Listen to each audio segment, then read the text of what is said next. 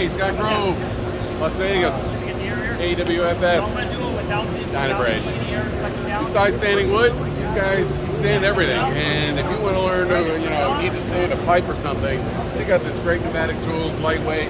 Fred, why don't you show us how this thing works? Thanks, Scott. Appreciate it. So we're talking about our pipe belt polisher here. This will take any pipe, maybe 6 inches down to 1 inch in diameter. And what we'll do is we can put different belts on here for some different graining, great for stainless.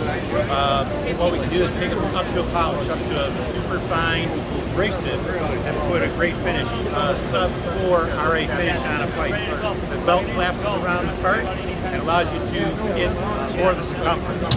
We're doing some flat sanding. We've got our other Dynabrade machines, same configuration, that will allow the belt to collapse and lay flat on the metal. It allows to grain, put a nice inline finish here. And if we're not good with a straight line tool, we've got some of our Dyna shears. These things are on a right angle tool and allows us to keep that grain linear. Yes, sir. Exactly.